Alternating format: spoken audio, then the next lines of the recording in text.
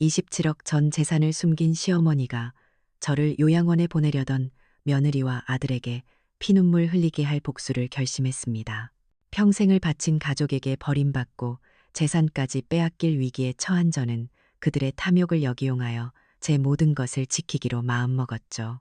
제 인생을 건 마지막 반격이 시작됩니다. 서울 송파구의 34평짜리 아파트. 제가 이 집에 들어와 산 지도 어느덧 10년이 다 되어가네요. 남편 먼저 하늘로 보내고 하나뿐인 아들 준호가 결혼하면서 저도 자연스럽게 아들 내외와 함께 살게 되었죠. 처음에는 텅 빈 집을 혼자 지키지 않아도 된다는 안도감에 그저 좋기만 했습니다. 하지만 시간이 흐르면서 이 집의 공기는 제가 상상했던 것과는 사뭇 다르게 차가워졌어요.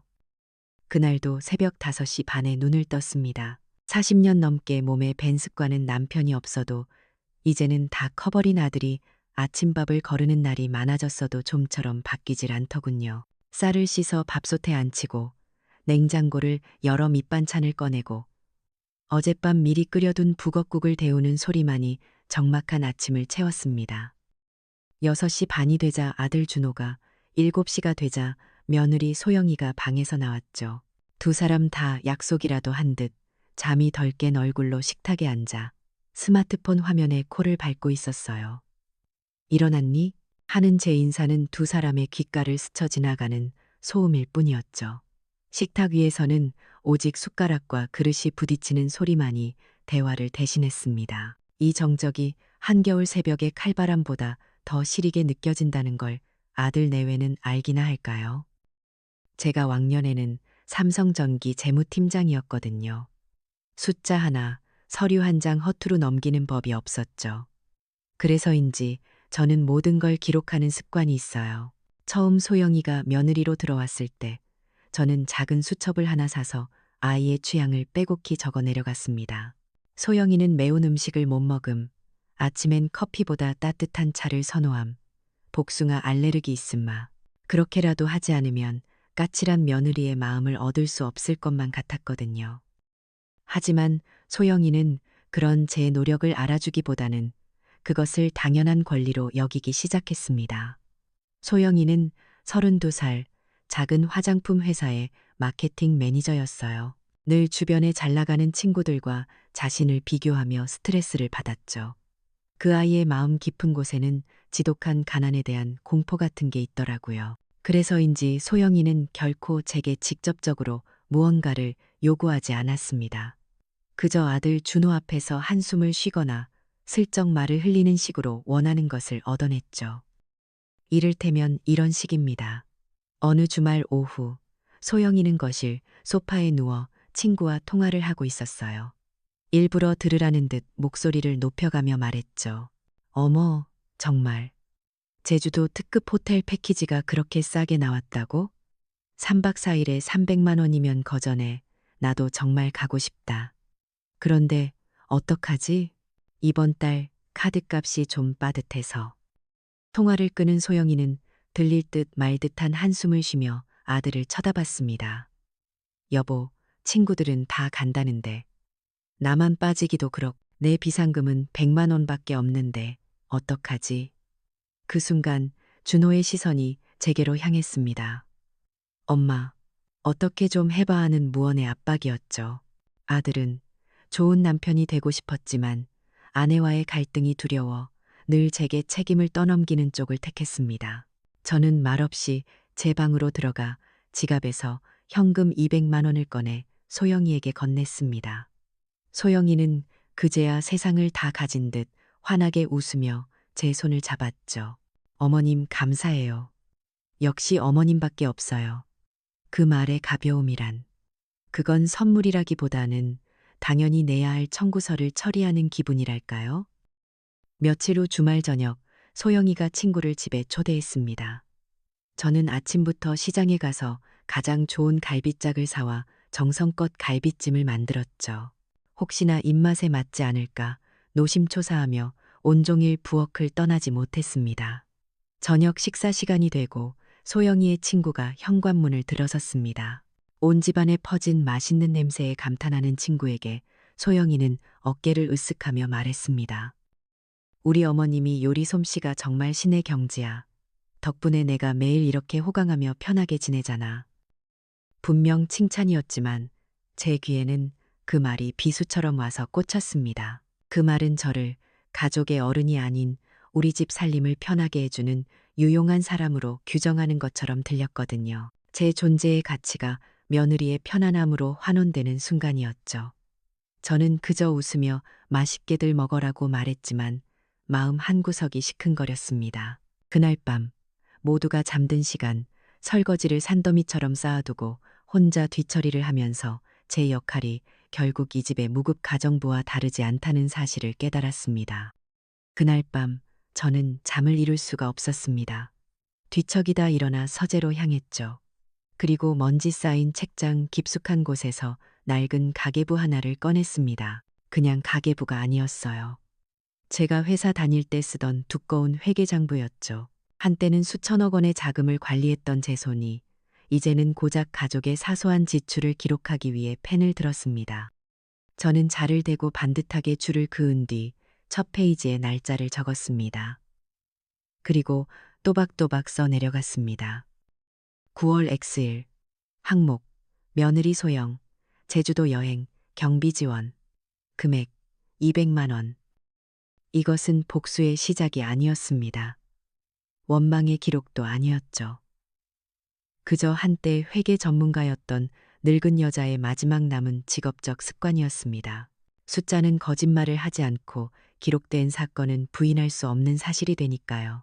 저는 그저 이 차가운 집에서 일어나는 모든 일들을 있는 그대로 기록하기 시작했을 뿐입니다. 제 지혜의 첫 번째 단계, 그것은 조용한 관찰과 빈틈없는 기록이었습니다. 어쩌면 이것이 앞으로 불어닥칠 폭풍의 가장 고요한 전조였을지도 모르겠습니다. 그날 저녁 아들 준호가 제 눈치를 살피며 부엌으로 들어왔습니다. 제가 끓이고 있던 찌개 국물을 한 숟갈 떠먹어 보더니 어렵게 입을 뗐죠. 엄마, 아까 저녁 일은 소영이가 회사 일 때문에 스트레스가 많아서 그래요. 좀 예민하잖아요. 엄마가 좀 이해해줘요. 변명이었습니다. 아들의 말 속에는 아내에 대한 미안함은 있을지언정 상처받은 제 마음에 대한 위로는 없었어요. 그 순간 저는 깨달았죠. 아들은 제 편이 아니라 아내의 입장을 전달하는 대변인이라는 것을요. 저에게 이해를 바라는 것은 앞으로도 계속될 아내의 무례를 인내하라는 요구와 같았습니다. 저는 더 이상 아들에게서 감정적인 위로를 기대하지 않기로 했습니다. 그저 고개를 끄덕였죠. 제 마음속에서 무언가가 차갑게 식어내리는 기분이었습니다. 감정적인 대응 대신 냉철한 분석을 시작해야 할 때였어요. 그날 이후 저는 집안에서 유령처럼 움직였습니다. 소리를 내지 않고 존재감을 드러내지 않으면서 모든 것을 보고 들었죠. 며칠 뒤 제 예감은 틀리지 않았다는 것이 증명되었습니다. 소영이가 거실에서 친구와 통화를 하고 있었습니다. 저는 마침 거실 테이블을 닦고 있었죠. 예전 같았으면 자리를 피해 주었겠지만 저는 일부러 먼지떨이를 든 채 천천히 소파 주변을 맴돌았습니다. 제 존재를 의식하지 못하도록 아주 자연스럽게 말이에요. 소영이의 목소리는 조용했지만 그 내용은 제 심장을 얼어붙게 하기에 충분했습니다. 응, 당연히 미리미리 준비해야지. 어머님도 이제 연세가 있으시니까 언제까지 정정하실 순 없잖아. 잠시 숨을 고르는 소리가 들렸습니다.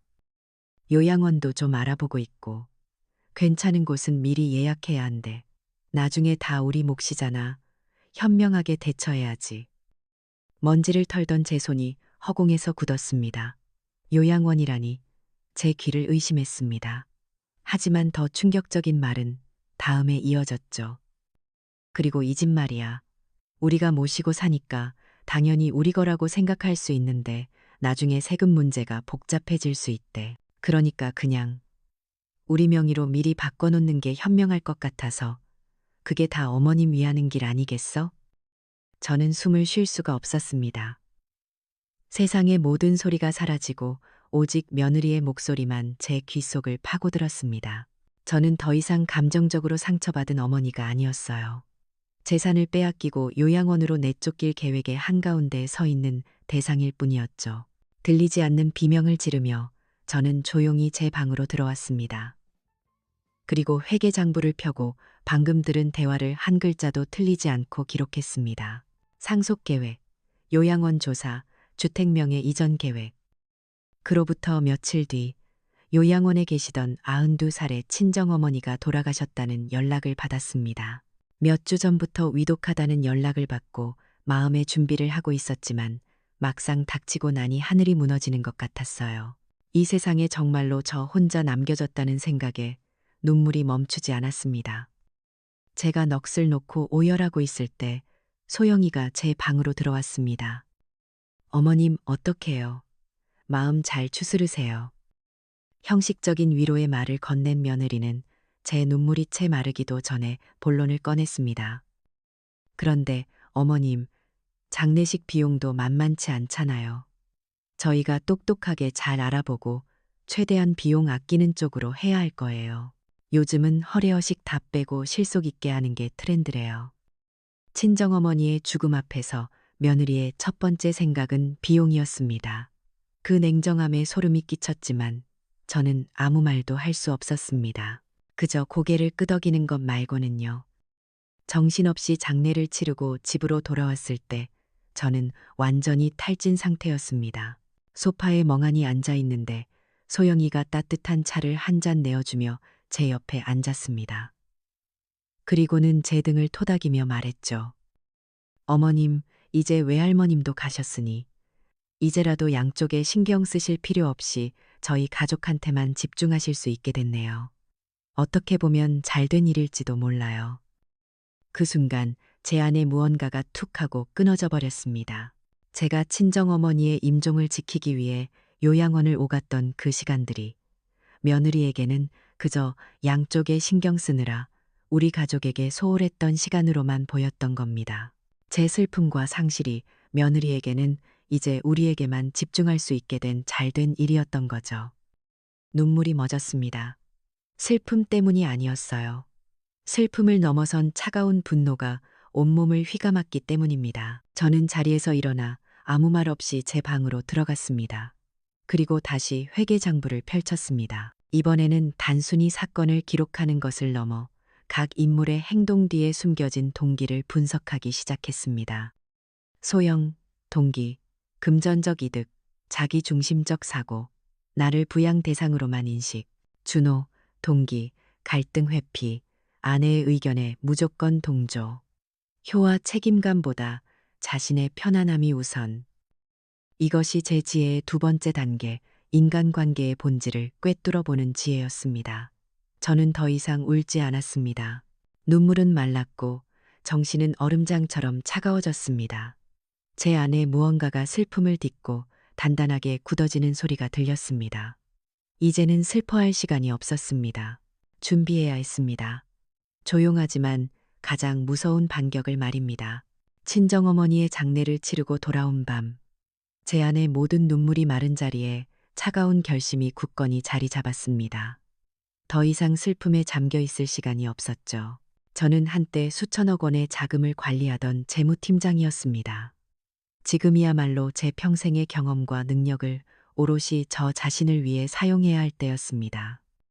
그날 밤 저는 서재에 불을 밝히고 수십 년간 저와 함께해온 낡은 회계장부를 다시 펼쳤습니다.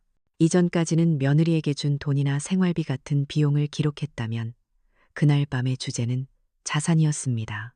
제 인생 전체를 결산하는 침묵의 시간이 시작된 거죠. 첫 번째 항목은 압구정동 상가였습니다. 1995년 남편이 불의의 사고로 세상을 떠나고 제 손에 2억 원의 보험금이 쥐어졌습니다. 모두가 그 돈을 은행에 넣어두고 이자나 받으며 안전하게 살라고 했죠. 하지만 제 생각은 달랐습니다. IMF 외환위기가 터지기 직전 저는 위기 속에서 기회를 보았습니다. 모두가 부동산을 팔 때 저는 남편의 목숨값과도 같은 그 돈으로 허름한 압구정에 2층짜리 꼬마 상가를 샀습니다. 미친 짓이라는 수군거림을 뒤로하고 저는 묵묵히 제 판단을 믿었습니다. 30년 가까운 세월이 흐른 지금 그 꼬마 상가는 시가 8억 원의 효자 자산이 되어 있었습니다. 다음은 삼성전자 주식이었습니다. 2000년 새로운 세기가 시작되던 날 저는 결심했습니다. 매달 50만 원씩 20년간 꾸준히 삼성전자 주식을 사모으기로요. 아들 유학 자금을 대고 결혼 자금을 보태면서도 이 원칙만은 철저히 지켰습니다.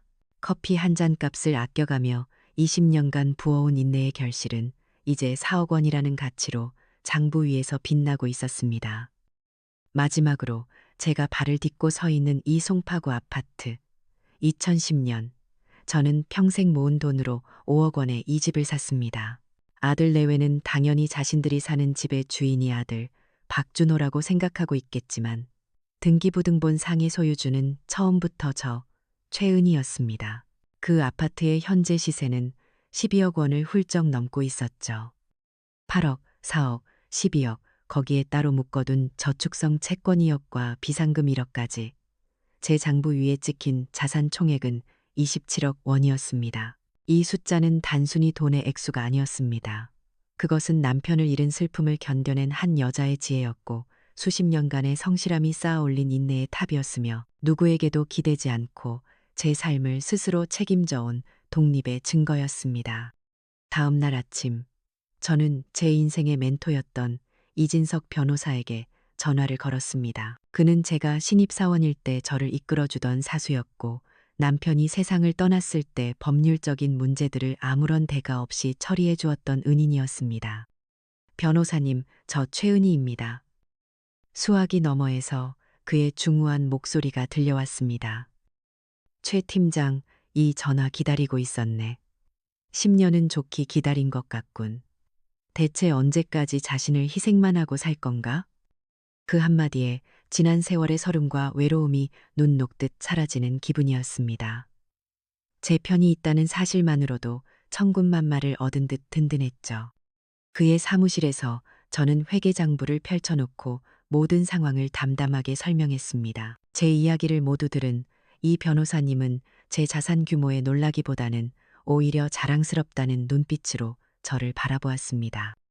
최 팀장, 당신은 지난 20년간 경제적으로는 완벽하게 독립했지만 감정적으로는 자식들에게 종속되어 있었던 거야. 바로 오늘이 그 종속을 끊어내는 날이 되는 걸세. 그의 말은 제 전곡을 찔렀습니다. 그렇습니다. 저는 돈이 없어서 무시당한 게 아니었어요. 제 모든 것을 내어주면서도 존중을 요구하지 않았기에 감정적으로 그들의 노예로 살았기에 무시당했던 겁니다. 그날의 만남은 제게 두 번째 반전, 즉 자산의 재발견이 아닌 나 자신의 재발견을 가져다 주었습니다. 사무실을 나와 집으로 돌아오는 길에 저는 결심했습니다. 단순히 아들 내외에게서 제 집을 지키는 소극적인 방어를 넘어 제 남은 인생을 지킬 적극적인 전략을 세우기로요. 그날 밤 저는 컴퓨터를 켜고 법률 정보를 검색하기 시작했습니다. 노인 재산 갈취, 재정적 노인 학대, 부양 의무 불이행, 화면에 떠오르는 법률 용어들은 더 이상 남의 이야기가 아니었습니다. 요양원을 알아보고 집의 명예 이전을 계획한 아들 내외의 행동은 법적으로 재정적 노인 학대의 구성 요건에 해당될 수 있다는 사실을 발견했습니다. 제 손에 새로운 무기가 쥐어졌습니다. 그것은 돈보다 부동산보다 강력한 법이라는 무기였습니다. 제 생각은 단순한 복수에서 어떻게 나 자신을 법적으로 완벽하게 보호하고 더 나은 제2의 인생을 건설할 것인가로 바뀌었습니다. 이것이 제 지혜의 세 번째 단계, 전략적 사고의 시작이었습니다. 저는 더 이상 희생양이 아니었습니다. 제 인생이라는 전쟁터의 총사령관으로 다시 태어나는 순간이었습니다. 제가 법률적인 검토를 마치고 조용한 반격을 준비하는 동안 아들 내외는 자신들의 계획이 순조롭게 진행되고 있다고 믿는 듯 했습니다. 그들은 이제 더 노골적으로 자신들의 욕망을 드러내기 시작했죠. 폭풍이 몰아치기 전의 고요함, 바로 그런 나날이었습니다. 어느 날 저녁, 소영이가 거실에서 잡지를 보다가 마치 혼잣말처럼 운을 뗐습니다. 여보, 민호 씨 카페 개업했다면서요. 인테리어도 그렇게 예쁘다던데. 듣자 하니 부모님이 2억 원이나 보태주셨다더라고요. 정말 대단하다. 부모님 잘 만나는 것도 복이라니까. 그 말은 저를 향한 것이 아니라 아들 준호를 향한 미끼였습니다. 준호는 그 미끼를 덥석 물었죠. 우리라고 못할 거 뭐 있어. 당신 기획력에 내 꼼꼼함이면 뭘 해도 성공할 텐데. 그때 소영이가 기다렸다는 듯이 결정적인 한마디를 던졌습니다. 그러게 말이에요. 우리도 뭔가 할 수 있을 텐데, 어머님도 딱히 쓰지 않는 자산이 있으실 거고, 쓰지 않는 자산이라 제가 수십 년간 피땀 흘려 이룬 자산이 며느리에게는 그저 잠자고 있는 돈, 자신들이 가져다 써야 할 돈으로 보였던 겁니다. 마침내 준호가 저를 돌아보며 말했습니다. 엄마, 소영이가 하는 말은 저희가 사업을 시작할 수 있게 자금을 좀 도와주시면 저희도 민호네처럼 성공할 수 있다는 뜻이에요. 엄마 노후는 저희가 책임질 테니 걱정 마시고요. 저는 속으로 코웃음을 쳤지만 겉으로는 신중한 어머니의 얼굴을 유지했습니다. 그건 아주 큰 결정이구나. 당장 결정할 수는 없으니 한번 생각해보마. 제 대답에 아들 내외는 잠시 당황하는 듯 했지만 이내 긍정적인 신호로 받아들이는 눈치였습니다. 저는 그들의 시험을 계속하기로 했습니다. 그렇게 큰 돈을 움직이기 전에 너희가 얼마나 책임감이 있는지 먼저 보고 싶구나. 여기 50만 원이 있다. 이 돈으로 한 달 동안 어떻게 자산을 관리하고 불려나가는지 너희의 계획을 내게 보여주렴. 저는 지갑에서 50만 원을 꺼내 건넸습니다. 두 사람은 어리둥절하면서도 일단 돈이 생기자 기뻐하며 받아들었죠. 거창한 사업 계획을 보여주겠다며 큰 소리를 쳤습니다. 그리고 그 시험의 결과는 정확히 일주일 뒤에 나왔습니다. 소영이는 40만 원짜리 명품 가방을, 준호는 10만 원짜리 비싼 게임용 마우스를 사들고 나타났거든요. 그들은 심지어 자신들의 행동을 숨기려 하지도 않았습니다. 그들의 눈에는 50만 원이 시험 문제가 아닌 그저 용돈으로 보였던 겁니다. 저는 말없이 장부에 기록했습니다. 항목, 책임감 시험, 결과, 실패. 그들이 그렇게 저의 시험을 치르는 동안 저는 저의 계획을 차근차근 진행하고 있었습니다. 낮 시간 동안 아들 내외가 출근하고 나면 저는 이진석 변호사님의 사무실을 오가며 필요한 서류들을 준비했습니다.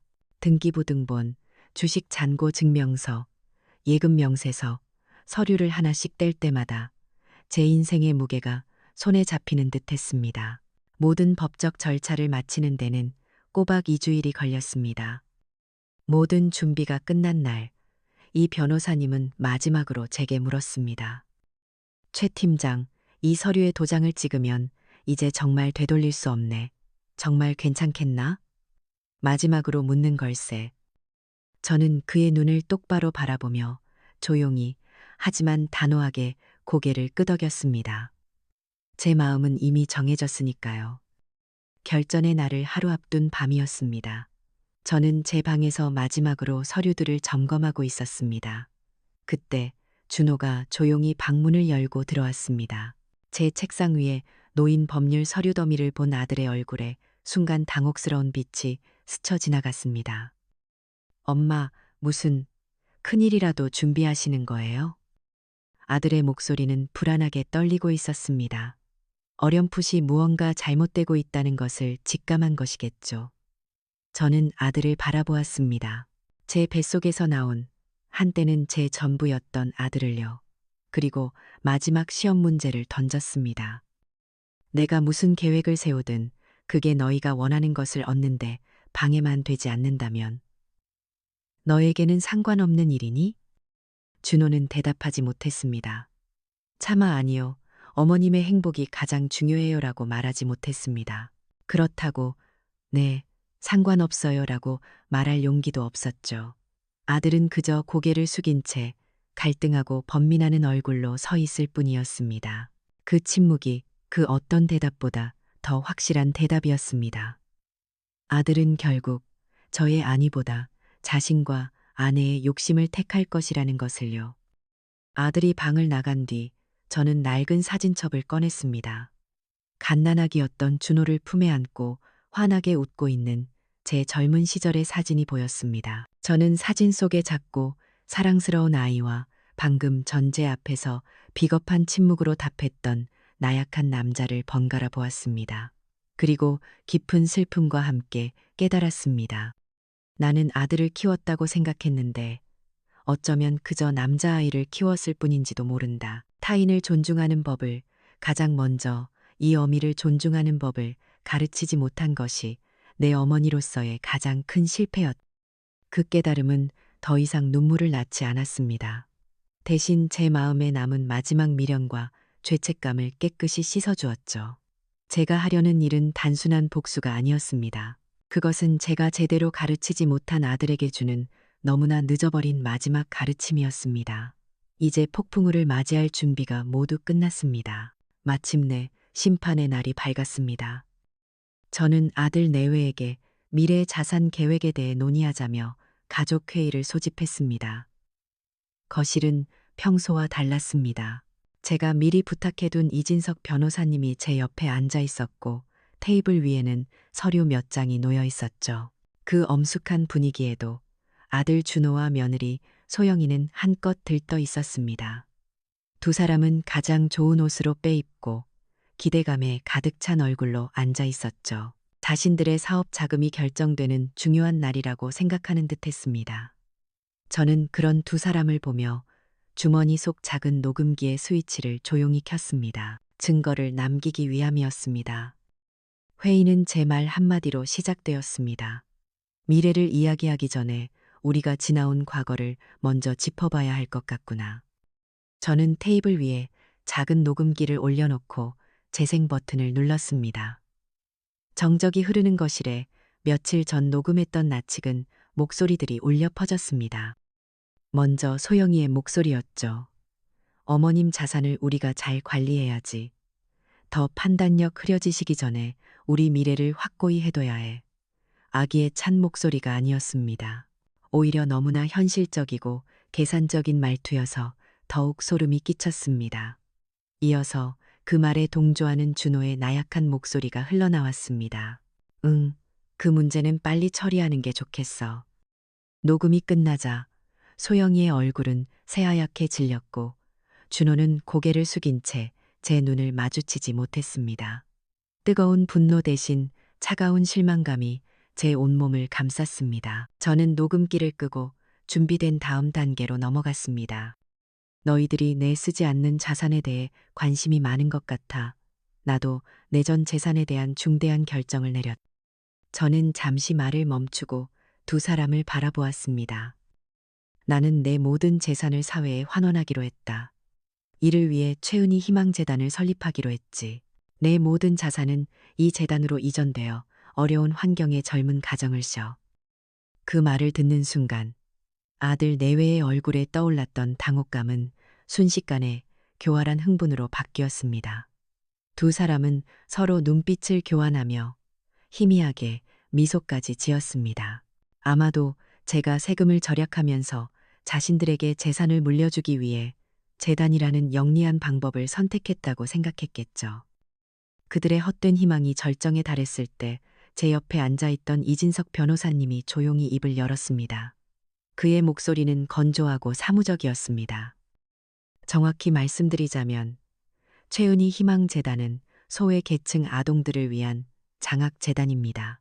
특히 부모의 부재나 방임으로 인해 조부모 손에 길러지고 있는 어려운 환경의 아이들에게 전액 장학금을 지원하는 것을 목적으로 합니다. 순간 거실의 공기가 얼어붙었습니다. 아들 내외의 얼굴에서 웃음기가 사라지고 믿을 수 없다는 경악과 완전한 절망이 그 자리를 채웠습니다. 자신들과 같은 부모 때문에 고통받는 아이들을 위해 제 모든 재산이 쓰인다는 것. 그보다 더 완벽한 인과응보는 없었을 겁니다. 이 변호사님은 테이블 위에 놓여있던 서류 한 장을 그들 앞으로 밀었습니다.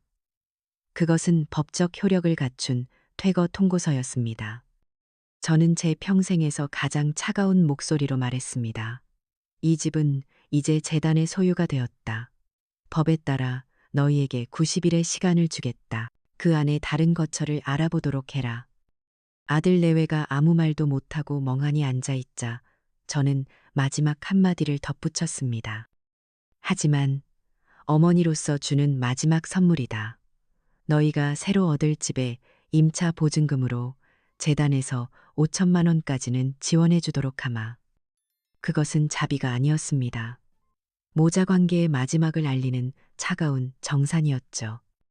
그제야 정신을 차린 소영이가 비명을 지르며 무너져 내렸습니다. 이럴 순 없어요. 내가 이 삶을 만들려고 얼마나 노력했는데, 가난에서 벗어나려고 얼마나 발버둥 쳤는데, 모든 걸 이렇게 망가뜨릴 순 없다고요. 그건 단순한 탐욕의 외침이 아니었습니다. 지독한 가난을 겪었던 한 인간의 과거로 돌아가고 싶지 않다는 처절한 공포의 비명이었습니다. 그때 고개를 숙이고 있던 준호가 마침내 저를 보며 울부짖었습니다. 엄마, 제가 잘못했어요. 다 잘못했어요. 하지만 제발 이제 저희를 조금도 사랑하지 않으시는 거예요? 저는 눈물을 흘리는 아들을 똑바로 바라보았습니다. 제 마음은 잔잔한 호수처럼 고요했습니다. 사랑한다는 것은 서로를 존중하는 것이다. 너희는 나를 사람으로, 너희의 어미로 존중한 적이 단 한 번이라도 있었니? 준호는 아무 대답도 하지 못했습니다. 그저 절망적인 눈으로 저를 쳐다볼 뿐이었죠. 저는 제 인생을 건 마지막 말을 아들에게 건넸습니다. 준호야, 나는 네게 제대로 사랑하는 법을 배울 시간으로 35년을 주었다. 이 어미는 이제 네가 어른이 되기를 기다려줄 시간이 없단다. 저는 그 말을 끝으로 자리에서 일어섰습니다. 이진석 변호사님도 저를 따라 일어섰죠. 모든 심판은 끝났습니다. 저는 탐욕의 폐허 속에서 망연자실해 있는 두 사람을 뒤로하고 조용히 거실을 걸어 나왔습니다. 40년간의 희생과 눈물의 시간은 끝났고 마침내 저의 진짜 인생이 시작되는 순간이었습니다. 심판의 날이 지나고 90일이라는 시간이 흘렀습니다. 길다면 길고 짧다면 짧은 시간이었죠. 마침내 아들 내외가 이 집을 떠나는 날이 왔습니다. 집안은 이삿짐센터 직원들의 분주한 발걸음과 상자를 테이프로 봉하는 소리로 가득 찼지만 이상하리만치 고요했습니다. 아들 준호는 90일 전과는 다른 사람이 되어 있었습니다. 묵묵히 그리고 아주 정성스럽게 짐을 쌌죠. 그릇 하나, 책 한 권을 허투루 다루는 법이 없었습니다. 그건 물건에 대한 예의라기보다는 이 집에 대한 그리고 저에 대한 뒤늦은 속죄처럼 보였습니다. 며느리 소영이는 그동안 헬쑥해진 얼굴로 말없이 남편을 도왔습니다. 그녀의 눈에는 여전히 억울함과 씁쓸함이 남아 있었지만 예전과 같은 날카로운 도끼는 찾아볼 수 없었죠. 모든 짐을 싣고 마지막으로 제게 인사를 하러 왔을 때 소영이는 한참을 망설이다 입을 열었습니다. 어머님 부디 행복하세요. 진심이에요.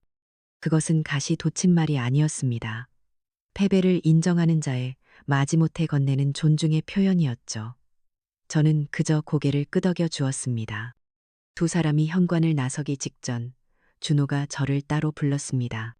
어머니, 방 3개짜리 괜찮은 전셋집을 구했어요. 제 힘으로 계약했습니다.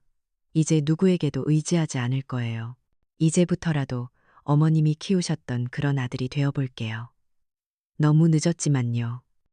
아들의 눈에는 진심 어린 후회가 담겨 있었습니다. 저는 아들의 어깨를 말없이 토닥여 주었습니다. 두 사람이 떠나고 집안에는 완벽한 정적이 찾아왔습니다. 텅 비었지만 그 어느 때보다 충만하게 느껴지는 공간이었죠. 저는 식탁 위에 작은 편지 한 통을 올려두었습니다. 그들이 마지막 남은 짐을 가지러 왔을 때 발견할 수 있도록요. 더 이상 무언가를 바라는 자식으로서가 아니라 동등한 어른으로서 나를 찾아올 수 있을 때 이 집의 문은 언제나 너희에게 열려 있을 것이다. 그것은 용서가 아니었습니다. 새로운 관계를 위한 조건 제시였죠. 그리고 저는 사진첩을 정리했습니다. 수많은 가족 사진을 상자 안에 차곡차곡 담았습니다. 다만 유치원생이었던 준호가 환하게 웃고 있는 작은 사진 한 장만은 꺼내 제 책상 위에 올려두었죠. 과거를 지우는 것이 아닙니다. 다만 내 미래가 과거에 발목 잡히도록 내버려 두지 않겠다는 제 의지의 표현이었습니다. 저는 송파구의 아파트를 처분하고 경기도 가평의 청운의 집이라는 시니어 타운으로 거처를 옮겼습니다. 이곳은 단순한 요양원이 아니라 저처럼 제2의 인생을 활기차게 살고 싶어 하는 사람들이 모여 사는 아름다운 공동체였죠. 처음에는 조용히 책을 읽고 산책을 하며 시간을 보냈습니다. 그러다 제 재무 경력이 알려지면서 이웃들이 연금이나 투자에 대해 하나둘씩 묻기 시작했습니다. 저는 작은 스터디 그룹을 만들어 제가 아는 지식을 나누어 주기 시작했고, 어느새 사람들은 저를 최 선생님이라고 부르기 시작했습니다. 누군가의 어머니가 아닌 제 이름과 능력으로 존중받는 삶. 제가 평생을 꿈꿔왔던 삶이었습니다. 이곳에서는 저와 비슷한 상처를 가졌지만 그것을 극복하고 자신의 삶을 가꾸는 멋진 친구들이 생겼습니다. 우리는 함께 텃밭을 가꾸고 뜨개질을 배우고 가끔은 막걸리 한 잔을 기울이며 서로의 인생을 응원해 주었죠. 제 생일에는 값비싼 선물 대신 모두가 한 가지씩 음식을 해와 나누어 먹으며 밤늦도록 웃음꽃을 피웠습니다. 진짜 가족이란 바로 이런 것이 아닐까 생각했습니다. 그렇게 6개월이 흘렀습니다. 어느 주말 오후 아들에게서 전화가 걸려왔습니다. 어머니, 주말에 잠깐 차 한잔하러 들러도 괜찮을까요? 허락을 구하는 아들의 목소리가 낯설면서도 대견했습니다. 약속한 날, 준호는 작은 난초 화분 하나를 들고 저를 찾아왔습니다. 비싼 선물이 아닌 정성이 담긴 선물이었죠. 우리는 테라스에 앉아 그저 평범한 일상에 대해 이야기했습니다. 아들은 회사 이야기를, 저는 이곳 친구들 이야기를 했죠. 돈 이야기도 과거 이야기도 없었습니다. 그저 차분하고 평화로운 시간만이 흘렀죠. 아들이 돌아갈 때 저는 창밖으로 아들의 차를 배웅했습니다. 차 안에는 소영이가 앉아 있었습니다. 차마 내리지는 못하고 멀리서 저를 지켜보고 있었죠. 아직 그녀는 준비가 되지 않은 겁니다. 하지만 남편을 막지는 않았습니다. 아주 느리지만 분명한 변화였습니다. 저는 멀어져 가는 차를 보며 생각했습니다. 아들은 아마도 아주 오랜 시간에 걸쳐 진짜 어른이 되는 법을 배워갈 것이다. 하지만 그 아이가 배우든 배우지 못하든 이제 나는 온전하다. 나의 행복은 더 이상 그들의 성장에 달려있지 않으니까. 존엄의 집에서 저는 비로소 제 인생의 완전한 주인이 되었습니다. 결국 모든 행동에는 대가가 따르는 법이죠. 최은희 씨의 이야기는 보여줘요. 부모의 희생을 당연하게 여기는 오만함은 결국 자신에게 돌아온다는 것을요. 진정한 존엄과 존중은 침묵이 아닌 스스로를 지켜낼 힘과 용기에서 나온다는 사실을 우리 모두 기억해야겠습니다.